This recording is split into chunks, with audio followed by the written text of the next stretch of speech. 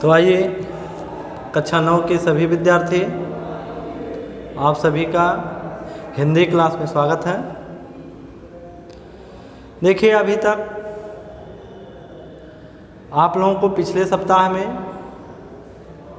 हमने पढ़ाया नहीं है ना, लेकिन अब आपका जो है इस समय जो है जो मैं पढ़ा रहा हूँ,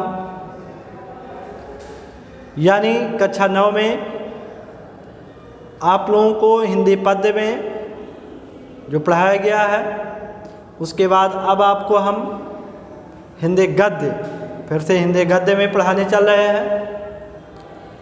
और हिंदी गद्य का अगला लेसन है, आप देखिएगा कि डॉक्टर हजारी प्रसाद द्विवेदी जी के द्वारा लिखित पाठ का नाम है गुरु नानक देव। गुरु नानक देव पाठ का नाम है। देखिए, बात क्या है इसमें कि डॉक्टर हजारी प्रसाद द्विवेदी जी ने गुरु नानक देव जी के बारे में जो लिखा है कि सही बात तो यह है कि सिख धर्म के प्रवर्तक गुरु नानक और गुरु नानक देव के बारे में द्विवेदी जी ने जो लिखा है कि देखिए, एक समय की बात है, थोड़ा सा हम आपको बता दें कि गुरु नानक देव भारत भ्रमण के लिए निकले, ठीक है। तो वह अपने शिष्य के साथ एक गांव में पहुंचे, तो उस गांव के लोग गुरु नानक जी का जो है बड़ा ही तिरस्कार किया, ध्यान नहीं दिए। वो जो प्रवचन दे रहे थे उस पर सुनने को ही नहीं तैयार थे। तो गुरु नानक जी अगले दिन गांव वालों से कहा कि देखिए, आप लोग एक काम करिएगा, आप लोग इस गांव को छोड़ करके कहीं मत जाइएगा, ठीक है। फिर आगे जब जाते हैं तो एक दूसरे गांव में पहुंचते हैं, तो उस गांव के लोग गुरु नानक जी का बड़ा आवभगत किया, यानी बहुत स्वागत किया। इसके बाद गुरु नानक जी ने उस गांव के लोगों को प्रवचन सुनाया और सभी लोग बड़े ही निष्ठापूर्वक सुने उसे। तो अगले दिन विदा होते समय गुरु नानक जी ने गांव वालों से कहा कि आप लोग एक काम करिएगा कि आप लोग इस गांव में मत रहिएगा, आप लोग पूरे देश में कोने कोने में फैल जाइए, गांव को छोड़ दीजिए। इतना कह करके जब गुरु नानक जी आगे चलते हैं तो उनका शिष्य पूछने लगता है, कहता है, अच्छा गुरुजी, आपने ये क्या किया कि जिस गांव के लोगों ने हम लोगों का बड़ा तिरस्कार किया, उस गांव के लोगों को तो आपने कहा गांव में ही रहिए, अपने गांव में रहिए, और जिस गांव के लोग हम लोगों को इतना सम्मान दिया, उस गांव के लोगों को आप कह रहे हैं कि गांव छोड़ करके पूरे देश में फैल जाइए, आखिर ऐसा क्यों? तब गुरु नानक जी ने उत्तर दिया, कहा देखो, जो दुष्ट लोग हैं, जो उस गांव के लोग जो तिरस्कार कर रहे थे, उस गांव के लोग सभी के सभी दुष्ट हैं, तमोगुणी हैं। तो ऐसे लोगों को हमने कहा कि वो हानि पहुंचावें तो उसी गांव तक ही सीमित रहें, इसलिए उनको कहा कि गांव में ही रहिए, यानी जो कुछ हानि पहुंचाएंगे वो उसी गांव में ही रह करके, इसलिए उनको हमने कहा गांव में ही रहिए। और उस गांव के लोग, जहाँ के लोग सज्जन थे, इतने अच्छे विचार उनके, तो उनको हमने कहा कि पूरे देश में फैल जाइए। नहीं, पूरा देश जिससे सज्जनता का व्यवहार करने लगे। इसलिए हमने जो सज्जनता दिखाने वाले गांव के लोग थे, उनको हमने कहा पूरे देश में फैल जाइए। तब से इससे हंसने लगा, कहा वाह गुरुजी, आपने क्या बात कही है। तो आइए देखते हैं इसी तरह से गुरु नानक जी के बारे में द्विवेदी जी क्या कह रहे हैं। आइए देखते हैं थोड़ा सा। देखिए, कार्तिक पूर्णिमा, आप किताब देखेंगे तभी आप जान पाएंगे कि कार्तिक पूर्णिमा इस देश की बहुत पवित्र तिथि है। इस दिन सारे भारतवर्ष में कोई ना कोई उत्सव, मेला, स्नान या अनुष्ठान होता रहता है। शरद काल का पूर्ण चंद्रमा इस दिन अपने पूरे वैभव पर होता है। आकाश निर्मल, दिशाएं प्रसन्न, वायुमंडल एकदम शांत, पृथ्वी हरी भरी, जल प्रवाह मृद मंथर हो जाता है। यानी इतने सुंदर वातावरण रहते हैं। कुछ आश्चर्य नहीं कि इस दिन मनुष्य का सामूहिक चित्त उद्वेलित हो उठे। यानी इसमें कोई आश्चर्य की बात नहीं है।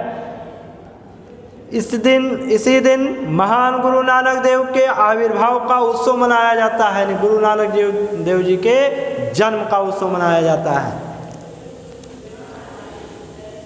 आकाश में जिस प्रकार षोडश कला से पूर्ण चंद्रमा, 16 कलाओं से पूर्ण चंद्रमा अपनी कोमल स्निग्ध किरणों से प्रकाशित होता है, उसी प्रकार मानो चित्त में भी किसी उज्जवल प्रसन्न ज्योतिपुंज का आविर्भाव होता है। यानी किसी ज्योतिपुंज का। इस तरह से गुरु नानक देव ऐसे ही षोडश कला में से पूर्ण स्निग्ध ज्योतिष महामानव थे। 16 कलाओं से परिपूर्ण जैसे चंद्रमा, उसी तरह से हर सज्जनता से परिपूर्ण गुरु नानक जी थे। लोकमानस में अरसे से कार्तिकी पूर्णिमा के साथ गुरु के आविर्भाव का संबंध जोड़ दिया गया है ना। गुरु नानक गुरु किसी एक ही दिन को पार्थिव शरीर में आविर्भूत होते हुए भी होंगे, पर भक्तों के चित्त में प्रतिक्षण प्रकट हो सकते हैं, है ना। इसी तरह से आगे कहते हैं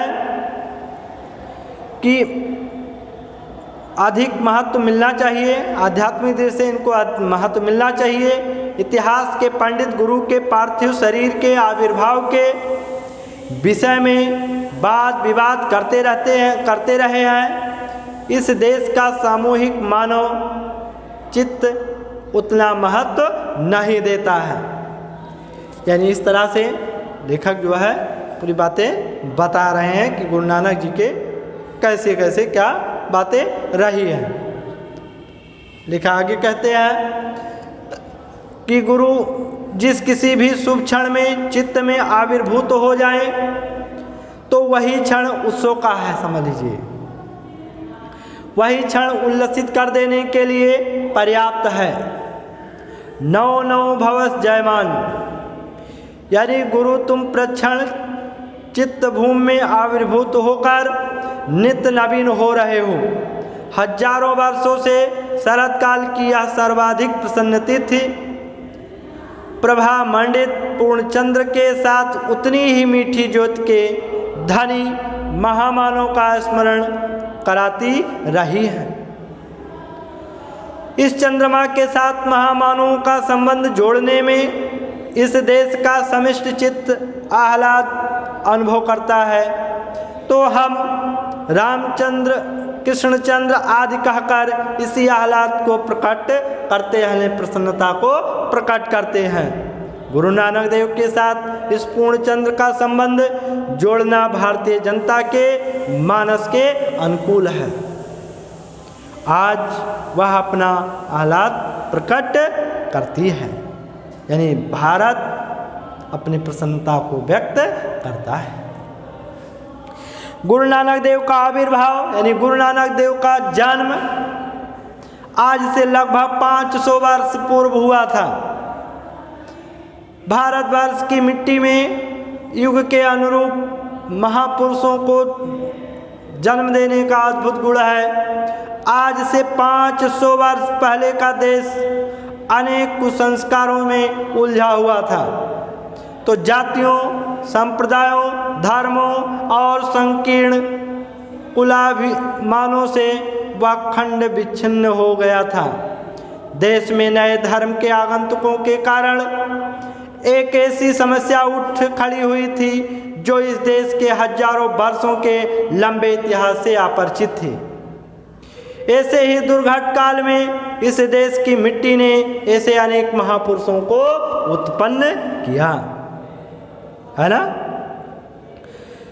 हम उत्पन्न किया और इस प्रकार से जो है जो सड़ी रूढ़ियाँ, मृत प्राय आचारों, बासी विचारों और अर्थहीन संकीर्णताओं के विरुद्ध प्रहार करने में कुंठित नहीं हुए और इन जर्जर बातों से परे सब में विद्यमान सबको, है ना, सबको नई ज्योति और नया जीवन प्रदान करने वाले महान जीवन देवता की महान प्रतिष्ठा करने में समर्थ हुए। वो कोई और नहीं थे, गुरु नानक जी थे।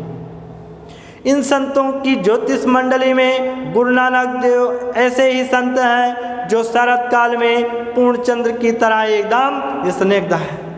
जैसे शरद काल की चंद्रमा अपनी पूरी प्रकाश पूरे जो है परवान पर रहता है, बड़े ही सुंदर प्रकाश, उसी तरह से गुरु नानक जी की जो प्रसिद्धि है वो भी अपने पूरे परवान पे रहता है। उसी प्रकार शांत निर्मल, उसी प्रकार रस्म के भंडार थे। कई संतों ने कस के चोटें जो है मारी, व्यंगवाड़ छोड़े, तर्क की छुरी चलाई, पर महान गुरु नानक देव ने सुधालेप का काम किया है। यह आश्चर्य की बात है कि विचार और आचार की दुनिया में इतनी बड़ी क्रांति ले आने वाला यह संत इतने मधुर, इतने स्निग्ध, इतने मोहक वचनों, है ना, मोहक वचनों इसके बाद का बोलने वाला है। किसी का दिल दुखाए बिना, किसी पर आघात किए बिना कुसंस्कारों को छिन्न करने की शक्त रखने वाला, नई संजीवनी धारा से प्राणी मात्र को उल्लसित करने वाला यह संत मध्यकाल की ज्योतिष मंडली में अपनी निराली